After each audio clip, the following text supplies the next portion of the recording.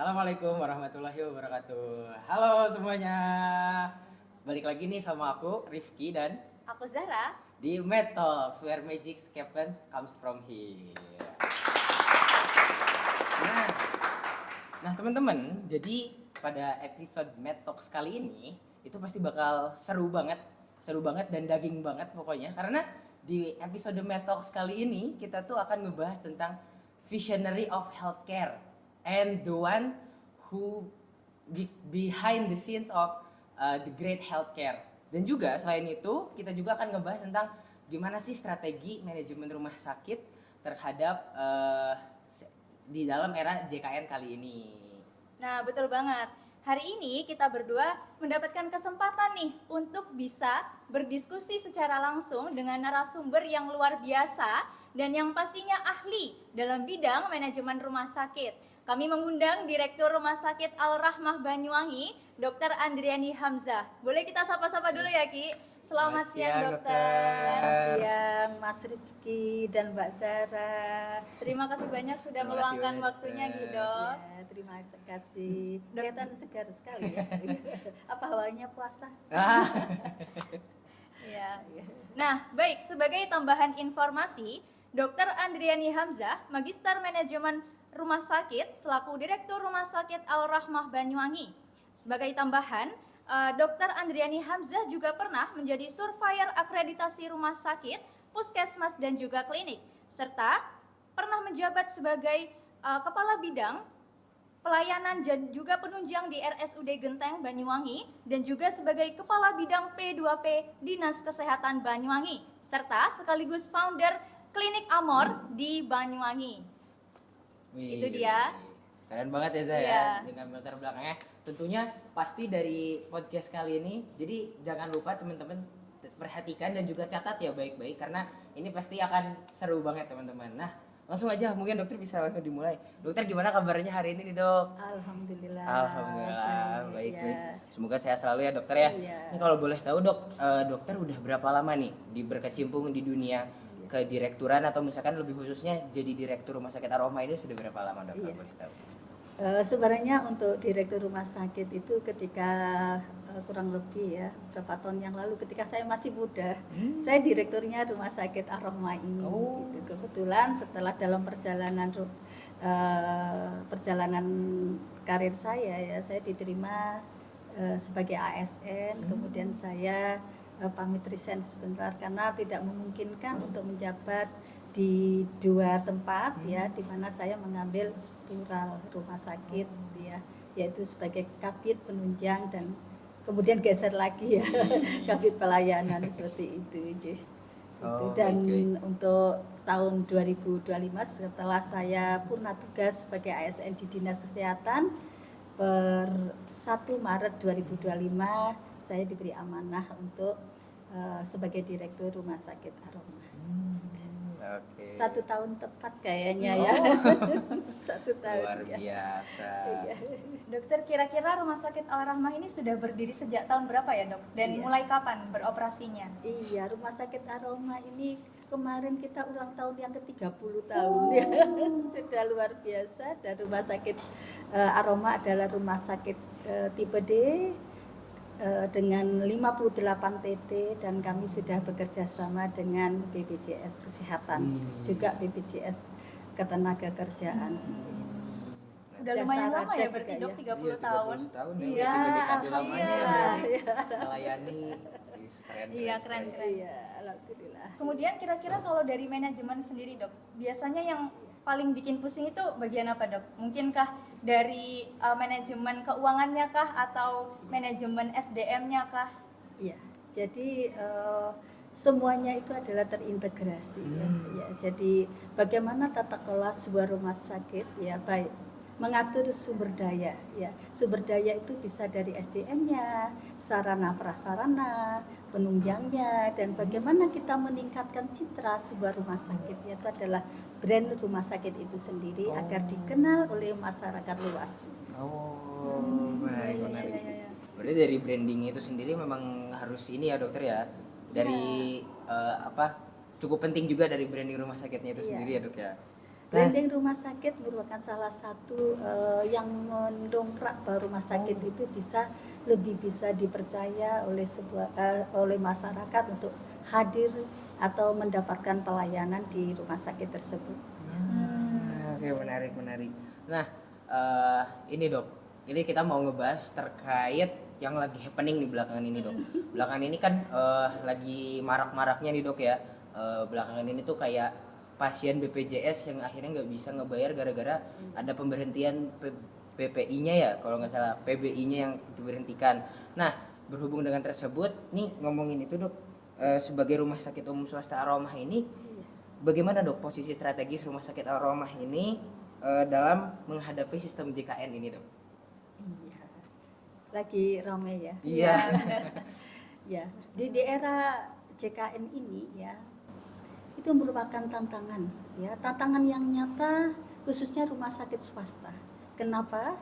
Era JKN itu membuat sebuah perubahan ya, perubahan yang besar sistem pelayanan di Indonesia. Sistem pembiayaan dengan tarif inasibijis di mana menuntut rumah sakit tidak hanya memberikan pelayanan baik, tapi bagaimana pengelolaan rumah sakit dengan sumber daya yang baik ya. Sumber daya itu yang tadi saya sampaikan, tidak hanya SDM, bisa sarana prasarana dan penunjang bisa efektif dan kita kelola dengan secara cerdas ya. Untuk itu di Rumah Sakit Ar-Rahmah perubahan ini menjadi sebuah momentum untuk transformasi di bidang manajemen. Sehingga pada saat saya hadir di Rumah Sakit Ar-Rahmah setahun yang lalu, kami cetuskan tagline, yaitu adalah Born Night BPJS-nya beres. Ya. Heran ya, apa itu ya? Apa itu dok? Boleh Dok dijelasin lebih lanjut Iya. terkait itu Dok. Jadi BOR itu bed occupation rate ya, naik itu adalah nyaman di dalam pelayanan. Wih. Ya, aman bagi pasien, keluarga dan petugas memiliki integritas dan kualitas yang terus terjaga. Sedang BPJS beres ya, itu adalah bahwa kami berkomitmen terkait dengan program-program dan regulasi yang ada di BPJS. Evaluasi secara berkala dan rutin kita lakukan untuk menyusun plan do steady action ketika ada kendala-kendala yang sangat berarti di dalam melaksanakan program yang ada di BPJS itu tersebut. Tentu kami harus memperhatikan reformasi berkelanjutan.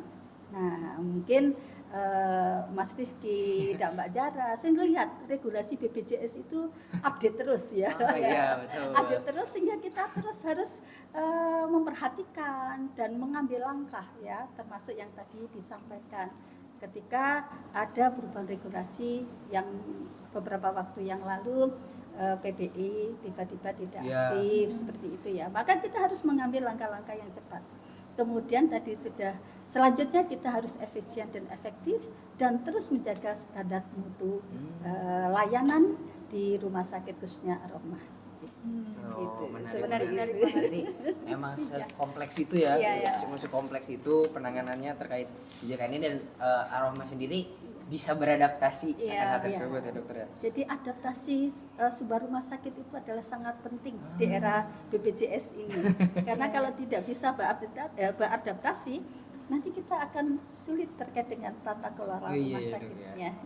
Kayaknya kita sebagai mahasiswa juga harus terus update terus sih update sama terus. berita-beritanya ya Ki. Betul, karena apalagi kan kita bakal mungkin kedepannya salah satunya bisa masuk ke dalam sistem tersebut. Nah, benar. Jadi pasti harus paham betul Iya. juga dari sekarang. Setuju. Jadi buat rekan-rekan sejauh juga harus dipahami juga ya terkait itunya. Jadi terus update terus nih. Nah, Dok mau izin bertanya juga. Tadi kan udah dijelasin juga ya terkait strategi-strateginya. Mungkin kan itu untuk kayak vision kedepannya kayak gimana gitu Dok. Untuk selama ini setelah menjalani tersebut kira-kira tantangan terbesar dari manajemen sendiri setelah diberlakukannya sistem JKN ini dan khususnya BPJS ini kayak gimana sih Dok? Ya, kalau boleh bilang tantangannya banyak. Tantangannya banyak. Yang pertama ada perbedaan ya.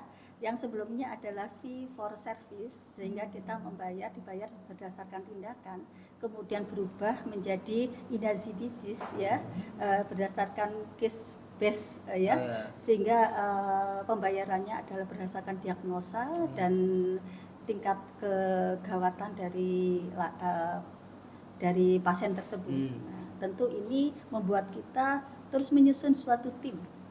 Ya, tim yang bagaimana tim itu yang kita sebut sebagai kesmik, itu tim kesmik itu tugasnya adalah dia harus berusaha untuk kendali biaya dan kendali mutu.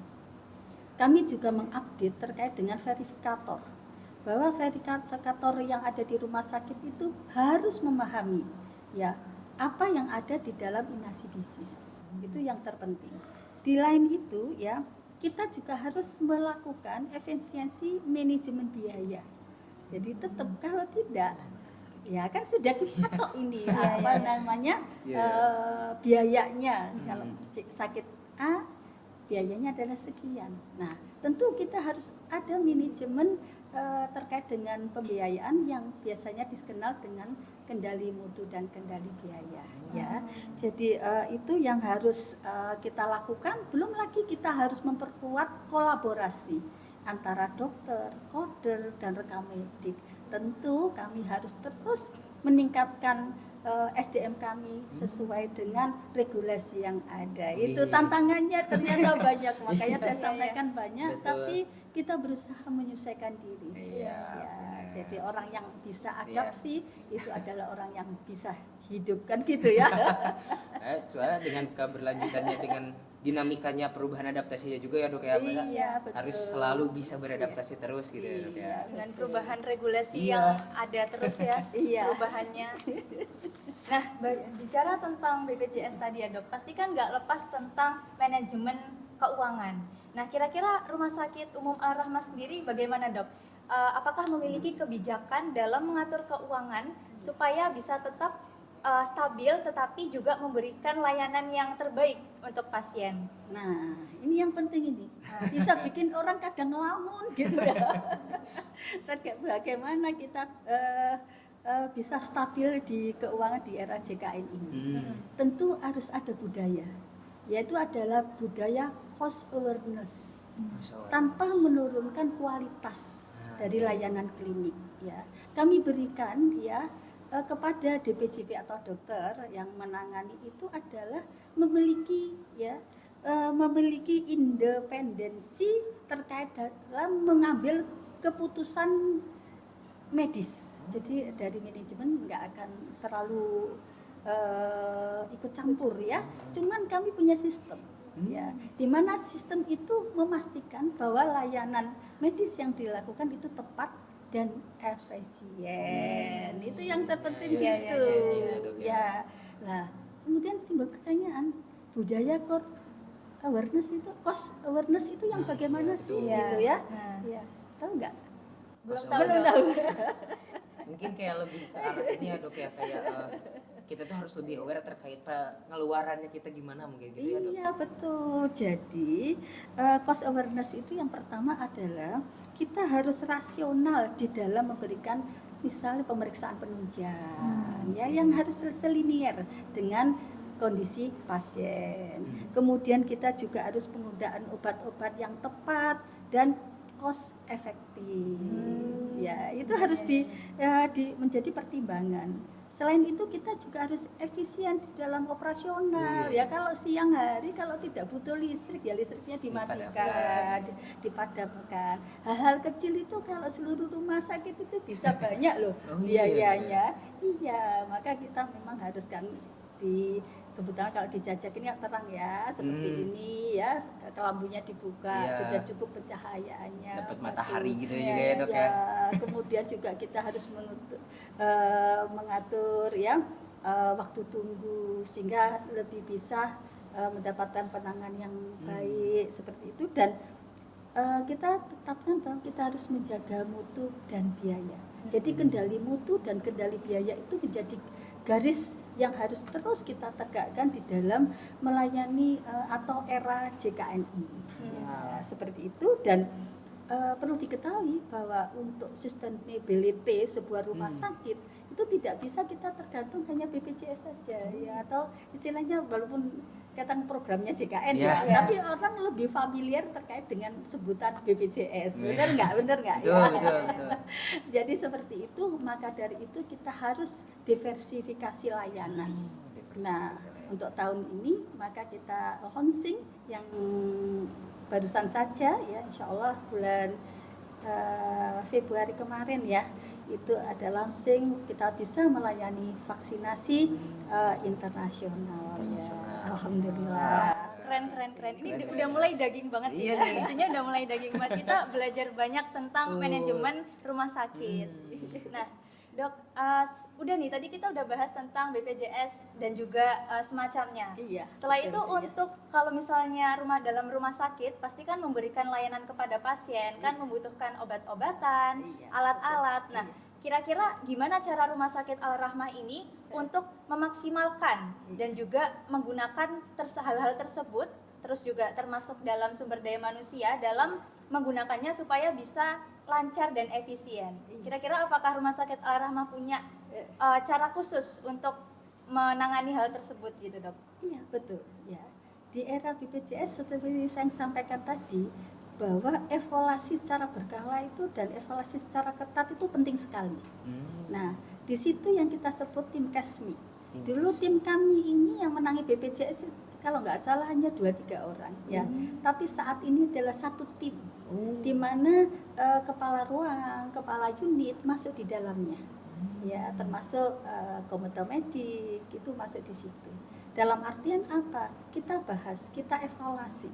Ya, apakah di dalam penanganan pelayanan klinis ini ada sesuatu yang kurang tepat ya. Nah, apakah tidak sesuatu yang tidak sesuai dengan regulasi? Itu terus kita bahas di situ. Dan kami juga punya grup namanya grup bridging kalau di tempat kami.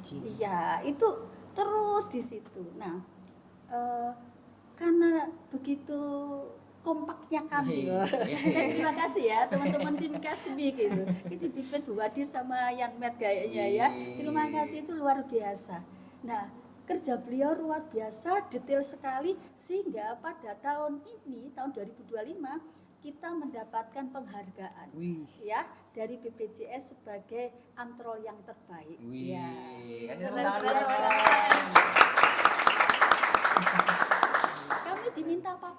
Kami diminta paparan di hadapan pemenang-pemenang yang lainnya. Apa sih yang membuat Rumah Sakit Al-Rahmah mendapatkan apresiasi dari BPJS?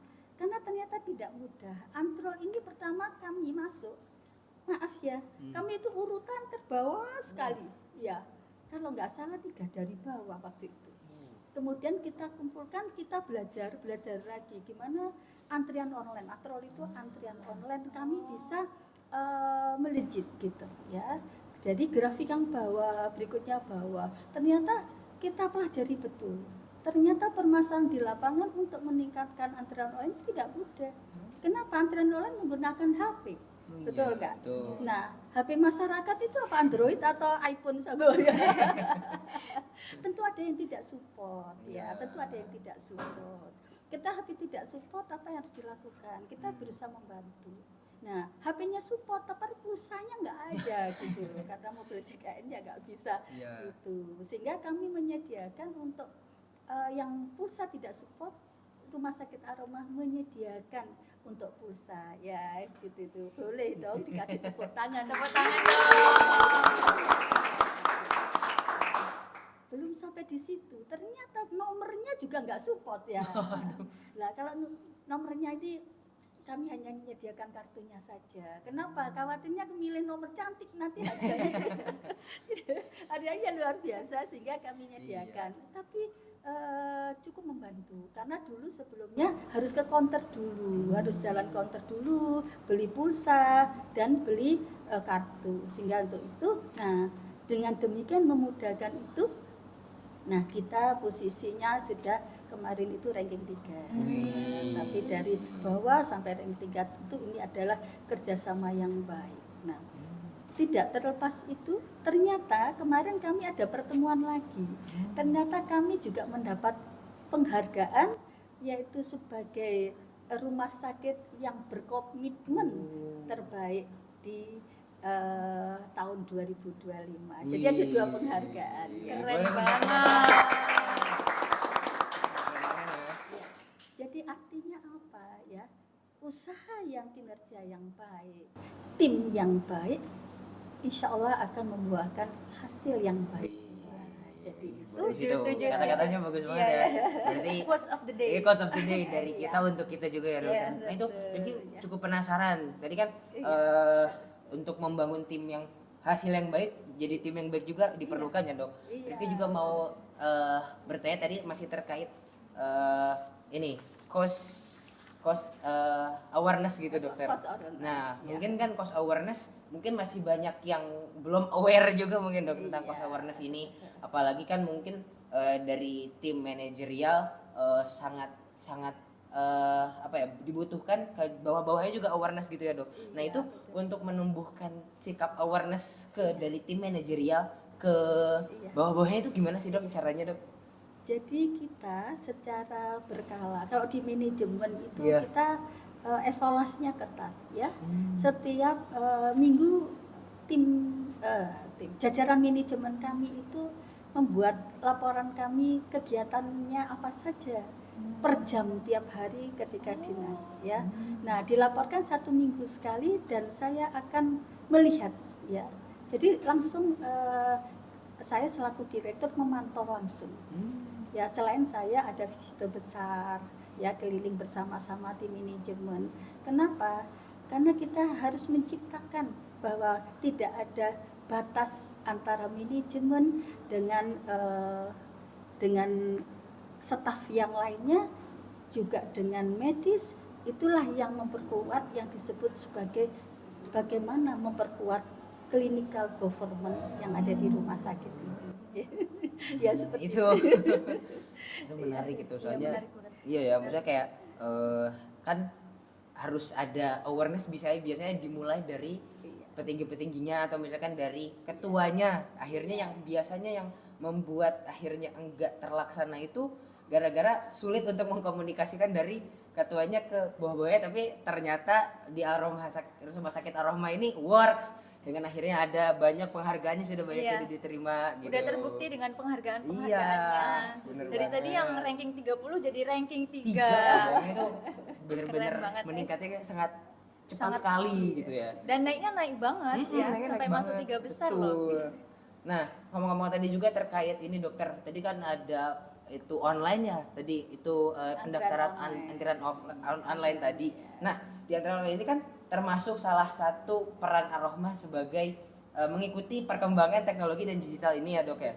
Nah, itu seberapa berperan sih untuk transformasi digital dan juga online ini dok buat di rumah sakit Ar-Rahmah ini? Jadi eranya sekarang itu eranya digital ya. Iya. Jadi rumah sakit juga harus mengikuti era tersebut ya. Dan kami menganggap bahwa transformasi digital itu sangat berperan penting. Ya. Kenapa? Karena di rumah sakit Ar-Rahmah ini sudah menggunakan e-rekamedik. Jadi e-rekamedik kemudian menggunakan sistem informasi dan saya nilai sangat membantu. Saya sebagai direktur sangat membantu karena kami bisa melihat ya misalnya hari ini yang rawat inap berapa, jumlah pasien rawat jalannya berapa, ya berapa pembiayaan yang sudah dibayarkan, sudah terintegrasi data. Dan itu kita juga melihat ya, informasi berdasarkan indikator mutu bisa real time kita lihat. Jadi sangat penting sekali bahwa transformasi digital harus kita lakukan kalau rumah sakitnya ingin tumbuh dan berkembang. Ya, jadi harus ada kata tumbuhnya, Mas Diki. Ya jangan stagnan Iya, aja. benar. Jadi harus tumbuh. Betul, Ya, Betul. Iya, seperti itu. Jadi tetap semangat bahwa kita akan bisa berkembang lebih baik lagi. Dan itu yang harus kita yakinkan kepada seluruh staf dan seluruh sivitas yang ada di Rumah Sakit Ar-Rahmah. Seperti itu. Iya ya. Nah, Berarti memang sangat berperan penting banget ya. Jadi si transformasi digital ini enggak cuman akhirnya si transformasi digital ini enggak cuman buat scroll IG atau misalkan live TikTok dan kawan-kawannya aja, ternyata seberperan penting itu gitu buat dari manajemen rumah sakit gitu. Jadi jangan sampai akhirnya kita anak-anak muda ketinggalan transformasi digital ini, dan harus bijak juga ya dok ya mungkin ya. Betul. Pemakaiannya. Jadi kita harus bijak karena memang kami ada tim ya.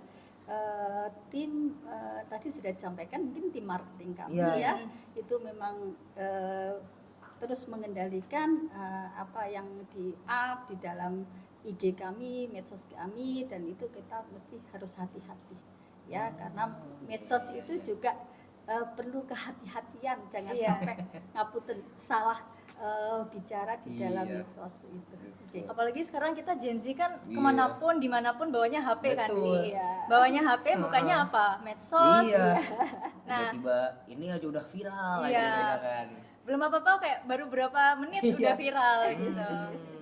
Nah, dokter bicara tadi tentang transformasi digital. Kira-kira dari Rumah Sakit Al-Rahmah sendiri, strategi apa yang dilakukan supaya bisa mengembangkan layanan unggulan tersebut supaya bisa lebih dikenal oleh masyarakat luas? Kira-kira bagaimana, Dok? Karena kita selain kita punya SIM RS ya, saat ini kita betul-betul ingin ya, walaupun saya ini gen apa ya? Apa sudah milenial apa jadul gitu ya. Nah, tapi kami tidak mau dibilang gitu. Kami pelajari betul ya Gen Z, dan saya yakin staf saya ada yang Gen Z ya.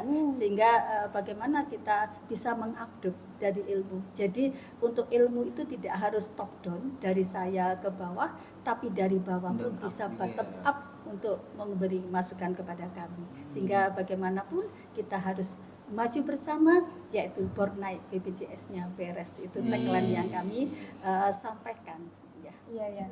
Nah, dokter, apalagi di era sekarang itu kan yang tadi medsos itu sekarang orang-orang udah pada main medsos, terus juga dimanapun tuh kadang juga bukanya tuh medsos gitu ya dok. Kira-kira selain itu strategi apa yang dilakukan Rumah Sakit Al-Rahmah supaya tetap bisa bertahan di tengah perubahan regulasi, terus juga daya saing yang mungkin semakin banyak fasilitas layanan kesehatan yang terus bertambah. Bahkan mungkin nggak hanya di Banyuwangi ya, tapi juga di Indonesia. Nah, kira-kira strategi yang dilakukan Rumah Sakit Al-Rahmah supaya bisa tetap bertahan untuk menunjukkan kualitasnya dan juga menarik pasien itu seperti apa, dok? Yang pertama kita selain melayani pasien umum, pasien BPJS, juga diversifikasi layanan unggulan itu terpenting ya. Makanya kita mencari peluang mana yang bisa kita gapai untuk Rumah Sakit Al-Rahmah, yaitu adalah yang tahun ini adalah vaksinasi internasional. Kita juga mengembangkan medical check up ya, jadi dan promosi kesehatan, dan mendekatkan diri kepada masyarakat, mengikuti acara kegiatan bakti sosial dan penyuluhan kesehatan di masyarakat. Menarik. Berarti Rumah Sakit Al-Rahmah ini sejauh ini udah sangat mengikuti perkembangan zaman banget ya teman-teman. Benar-benar siap untuk beradaptasi ke depannya. Benar-benar. Iya.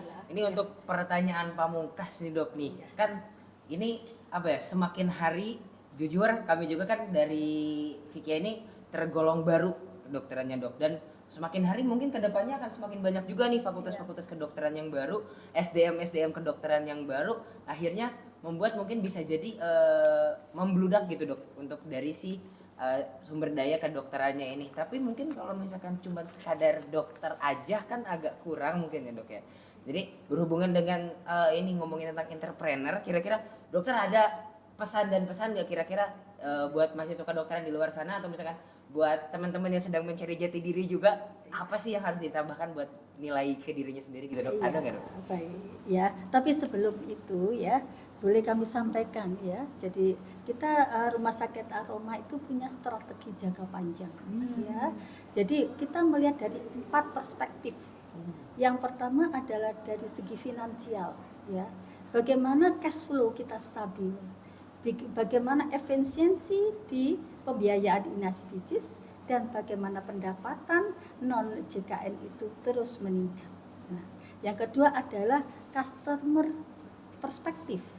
Customer perspektif itu bagaimana indeks kepuasan masyarakat untuk aroma itu tinggi ya.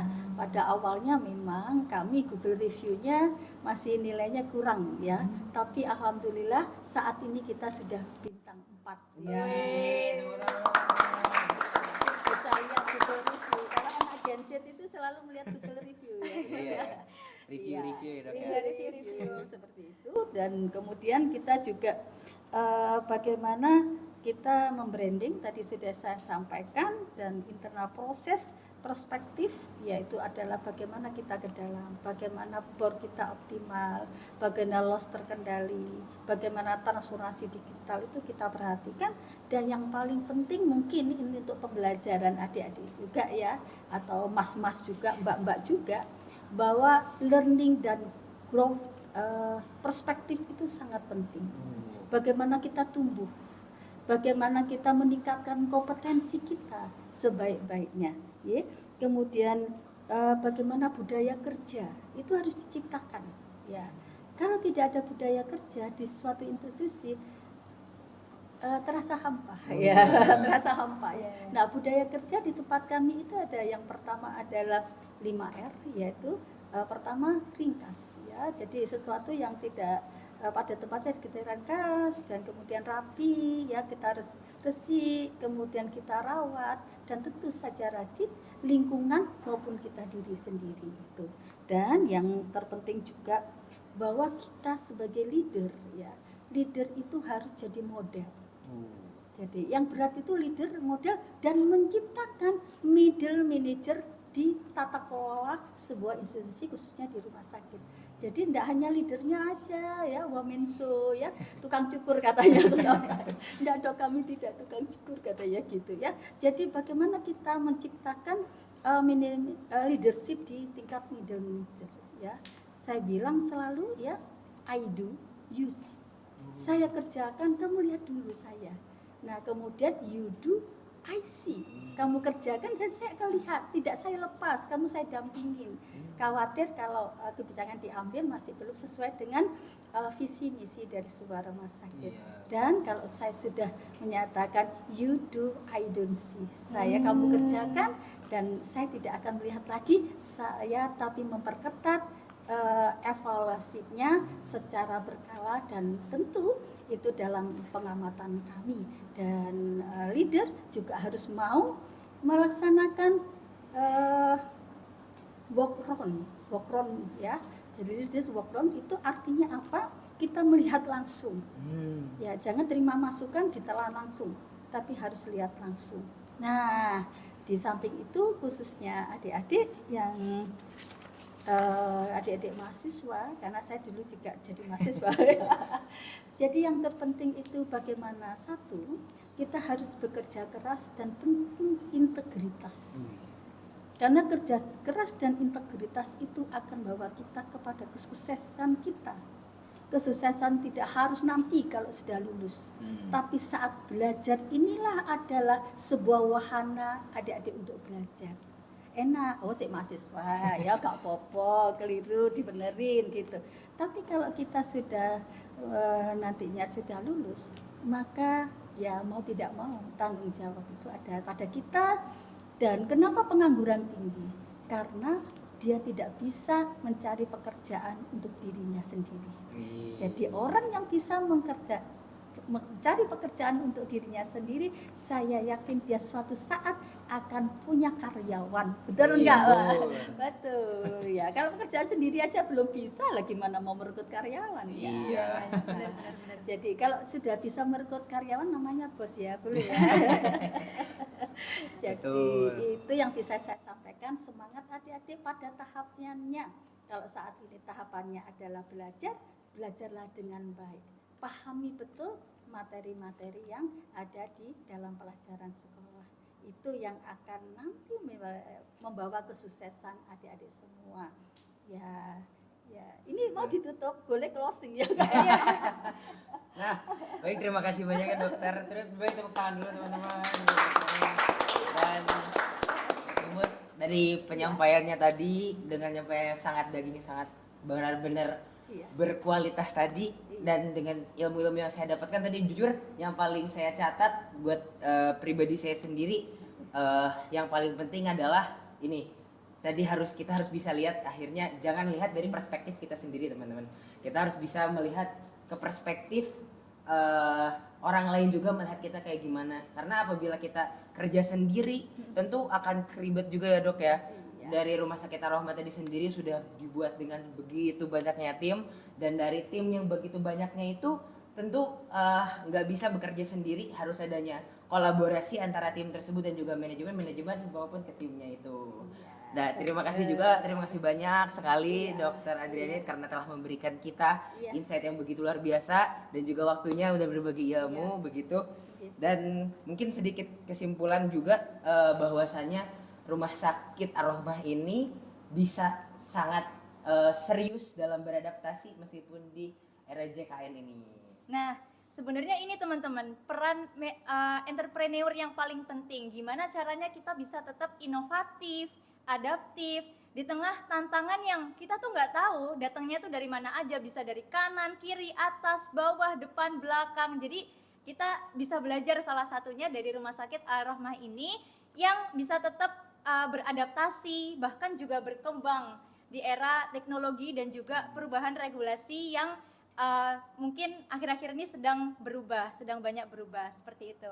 Betul. Nah, mungkin teman-teman dicatat lagi, lihat lagi catatannya sampai mana tadi nyatatnya. Mungkin kalau misalkan ada yang kelewatan bisa di back lagi. Misalkan tadi beres itu ada, oh gini bagian ini yang aku paling suka, catat itu, klip, terus masukin ke TikTok kalian. Barangkali FYP. Nah, barangkali FYP gitu. Mungkin segitu aja. Ketemu lagi kita dari di Medtalk selanjutnya dengan aku Rifki Dan aku Zahra. Sampai jumpa di Medtalk selanjutnya. Dadah. Rumah Sakit Ar-Rahmah melesat.